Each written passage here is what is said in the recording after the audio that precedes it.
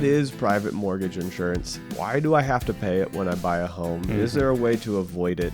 And then what's the mathematical equation for, should I go ahead and just pay it and get into a home as soon as possible?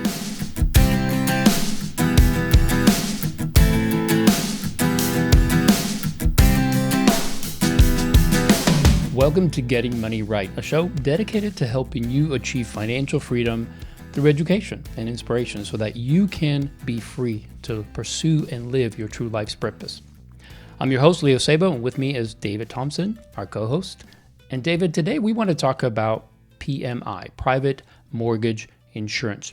Exactly how much is it, and why should we know more about it? This is such a unique and interesting topic to me, and I say that it's probably because I'm a little bit of a nerd and enthusiast in the financial world. But what is private mortgage insurance? Why do I have to pay it when I buy a home? Is there a way to avoid it? And then what's the mathematical equation for, should I go ahead and just pay it and get into a home as soon as possible? Or should I try to save up and avoid paying it? So there's a few numbers and nuances in there. Let me just start by saying this. Private mortgage insurance is when you go to buy a home and you're not able to put down a full 20% down payment on the home. So let's say you're buying a $200,000 home, 20% would be $40,000. Let's say you don't have $40,000 to put down on a $200,000 house. Well, if you're not able to put down all 20%, the lender is looking at you saying, hey, you want to borrow $200,000 from me? And in this case, let's say you put 10% down. So you put down $20,000, that leaves $180,000 you're going to be borrowing on a home that should be worth $200,000, but things change. And so here you are, the lender's looking and saying, this is a little bit risky. $180,000 to an individual that I don't know personally. I'm going to lend them $180,000. I need some assurances that if something goes wrong, I'm not going to lose all $180,000. Right.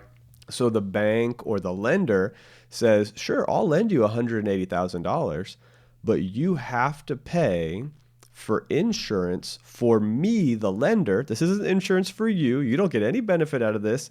You have to pay for insurance for me that makes sure that if you don't pay your mortgage, if you don't pay on time, I get paid by the insurance company.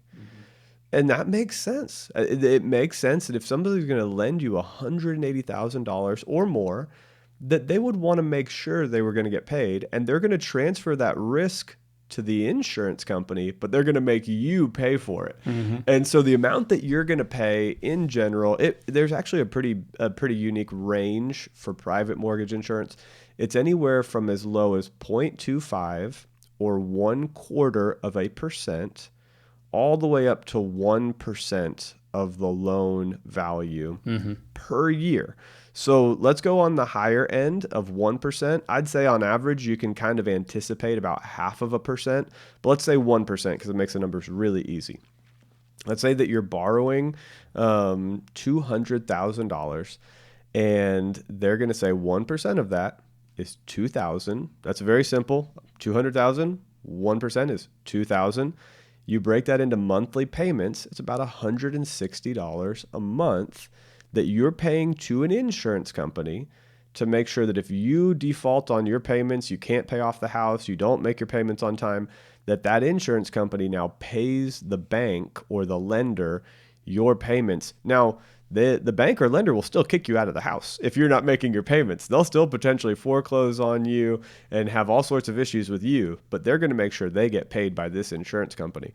So I would say you should average or plan for about a 0.5%. So in this case, 0.5% would be $1,000 a year, which would actually be about $80 a month. It's what you should plan.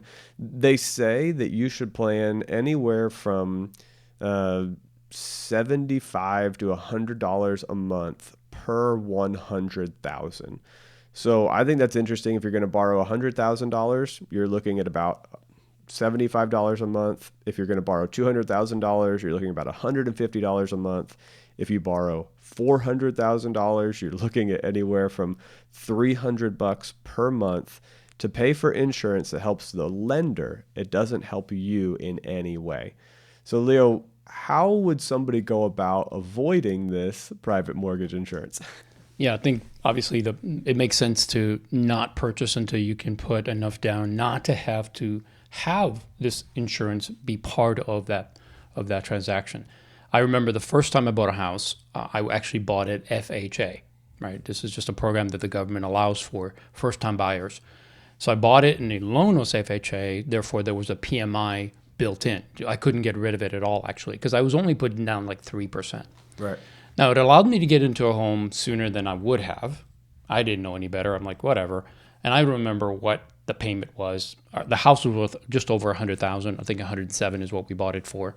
So the private mortgage insurance was around $100. And I know it went up after that as the value of the home went up.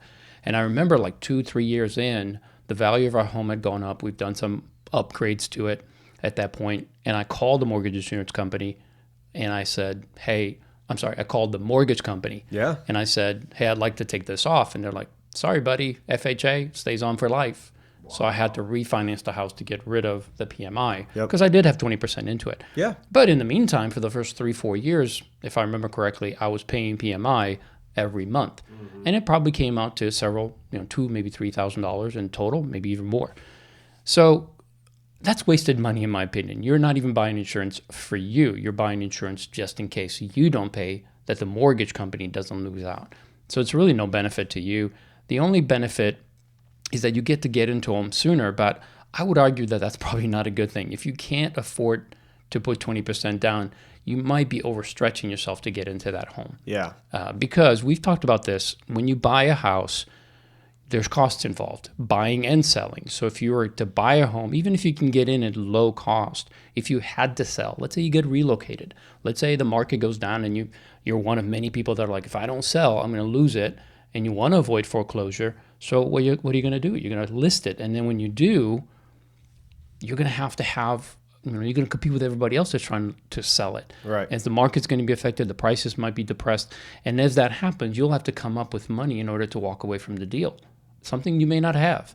So it's take you from it's nice to have a home, but you're overstretching. So in my opinion, minimum that you should put down is 10%, because at least that covers the realtor cost to sell it, any closing costs to walk away. Yes, you'll lose money, but at least no one else will be left holding the bag, so to speak.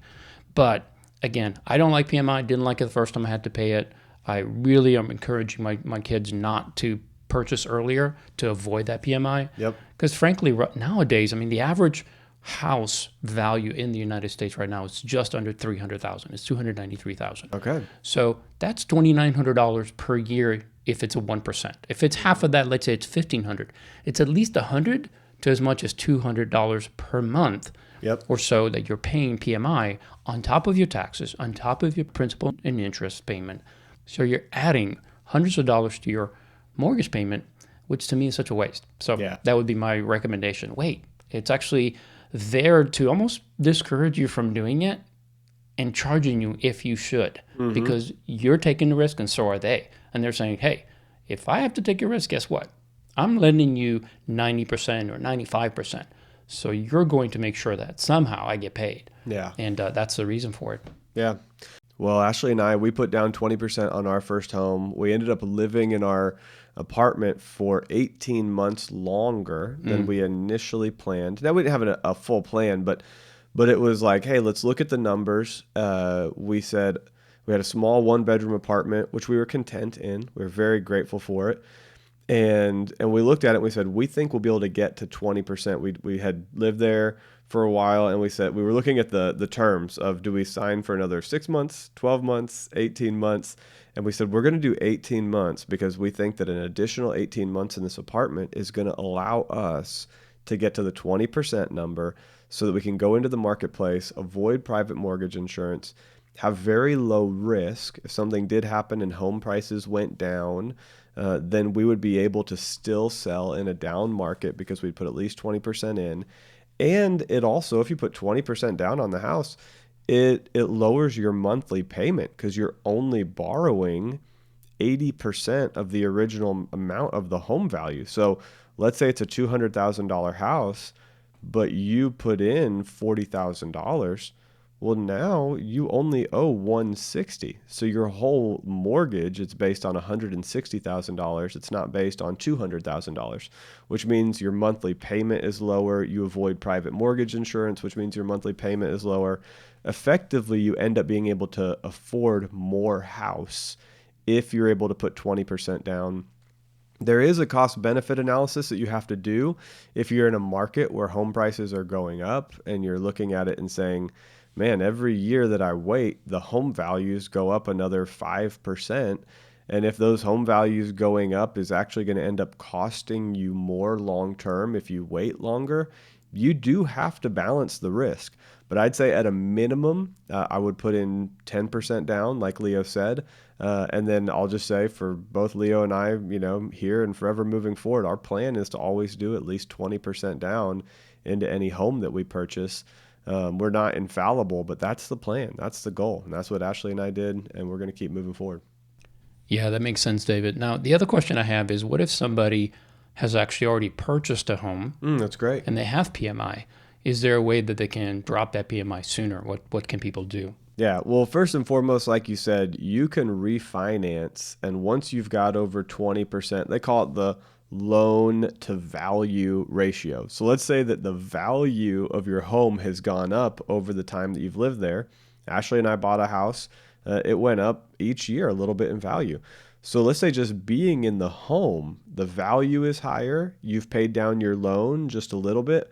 Once you get to that, again, 20, now it's like 22% that has to be down. Instead of a 20% down payment, you have to have a 22% gap between how much the value is and then how much your loan is. But once you get to that 78% loan to value ratio, actually, this is kind of cool. They put in new legislation. The Homeowners Protection Act requires that your mortgage company drop that private mortgage insurance. So you can either refinance when you think that it's ready, which actually might make sense because they're going to run their numbers with their people on their own timetable. They're not actively looking to get rid of private mortgage insurance for you. No, you'll have to initiate it. Yes, you'll have to initiate it. So you can call them when you think the loan to value ratio is where you've got more than 22% equity in your home. But you can also refinance, and actually you could refinance, and there's different ways to do it. It's a little complex. You could actually take on a second loan that causes you to have a loan to value ratio on your first loan that's below 80%. And I wouldn't necessarily go into a second loan situation. I would just be patient, wait for it to either automatically drop, or as soon as you're getting close, I would start calling the private mortgage insurance company and say, hey, it's time to drop this thing. Let's move forward. Yeah, I would highly recommend, if you do have a PMI, as soon as you can, keep an eye on that. Do whatever you can to assess the value of your property, prove that to the mortgage lender, and get that PMI off. It's really of no benefit to you have it on there any longer than necessary. So if you do have PMI, do that. Initiate it, get it off, and that way you can put more of your money toward your loan. And by the way, since you're already used to making the payment, why don't you just add it to your principal and interest rather than absorbing it into your budget? Just take that $150, add it to the payment, get rid of that mortgage payment much sooner. That's right. Well, I hope that you've enjoyed this episode, and I want to encourage you to get ready for the Getting Money Right website. It's coming soon. You'll be able to spend more time with Leo and I there, see the courses that we're building. We're continuing to build just every week. We're building onto the course. We're writing. We're putting together visuals. We're getting ready to film. We're planning. So I hope that you are just getting excited about the Getting Money Right course and everything that Leo and I are building. We also encourage you to rate, review, and subscribe to the podcast. So if you will subscribe to it and hit download every week, and it automatically downloads. That'll help us in the algorithm. It'll let, wherever you're listening, whether it's Spotify or Apple or just straight through the website, it'll let that algorithm know this is a valuable podcast. People are downloading, they're listening. Every time you listen, it tracks and it lets them know that people are tuning in. So keep doing that and then share it with a friend. We love seeing the numbers grow month to month, and it means a lot to us. And and it allows us to keep going further with the podcast. Yeah, and also when you're writing a review, if you take just a second to do that, it lets other people know who run across the podcast what other people think. And I usually will go to the reviews to see what people say about it, because I'll learn about the specifics that this podcast is trying to accomplish. What do they talk about? What is the format? And if you just share how this has helped you, it'll help someone else know whether this is content that they should be exposed to and should they subscribe themselves. And so if you do that as a loyal listener, if it's benefiting you, please let others know through this format. That's right. Well, we hope that you enjoyed it, and we look forward to having you join us next time so that together we can keep getting money right.